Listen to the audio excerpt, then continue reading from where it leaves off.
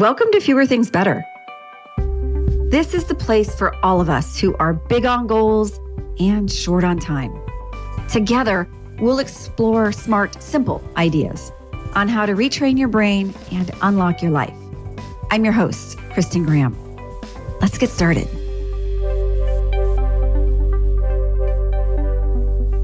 Most of us don't need more advice on how to say no. We need more practice. And sometimes we struggle to find the right words.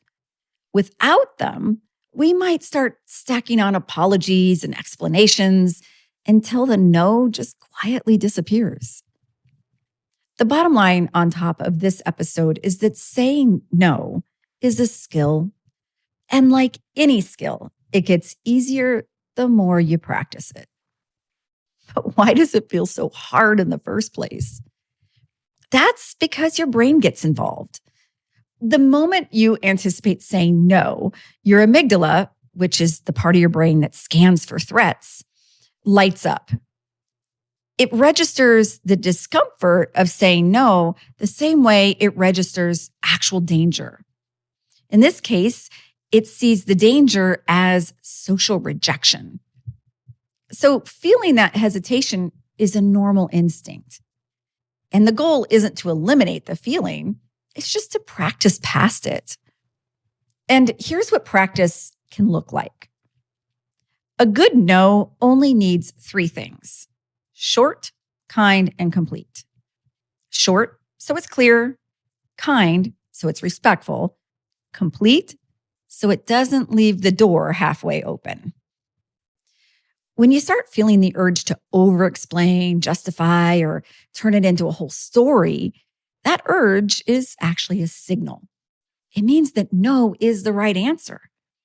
Your nervous system is just looking for an escape hatch. Don't take it. You don't need a better excuse. You just need a good sentence. The framework is simply this: acknowledge, decline, close. You acknowledge the ask, you decline clearly, you close the loop. No apologies, no story. So here are some sample no's to try in different situations. When there's a social invite, you can try one of these. That sounds fun, and I'm going to sit this one out. I won't be able to make it this time, but thanks for including me. I'm keeping things low-key this weekend, so I'm going to pass. When it's a business request, you can try, I'm at capacity right now and won't be able to take this on. I need to decline so I can stay focused on current priorities. I'm not the best person for this, but I appreciate you thinking of me. And a quick note here. Sometimes you can't say no outright.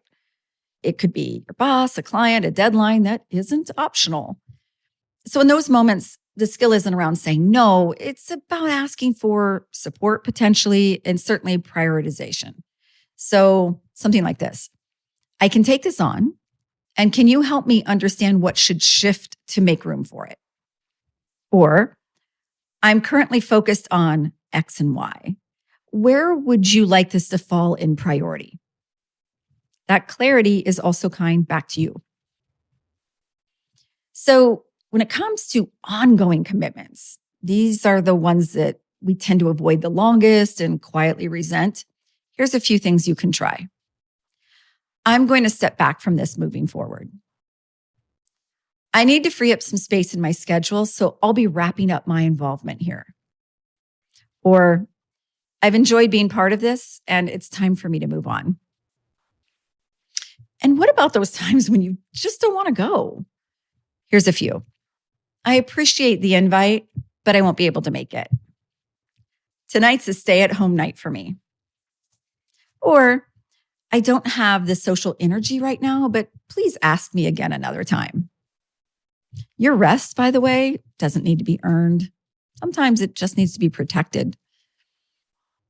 And then there are personal or social situations. So you can try simply, I'm going to pass, but I appreciate you asking. Or I'd really love to, but I'm overcommitted. And finally, I appreciate the invitation, but I'm not in a place to take on new things right now. And there's one more circumstance. It's when you change your mind. So you can say things like, I need to update my RSVP. I won't be able to make it after all. I'm overcommitted and now I need to step back. And I said yes before I fully looked at my schedule and now I need to decline. Thanks for understanding. So that's just some sample templates for you. And when you start saying no, you might get pushback. In those cases, that says more about the expectation than it does about your decision. You don't need a better explanation. Just say, I hear you, and I'm still going to pass.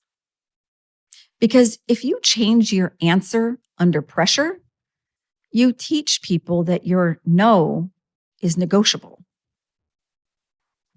And discomfort, it's real, but it's also temporary. Overcommitment is not. So here's the opportunity for the days ahead.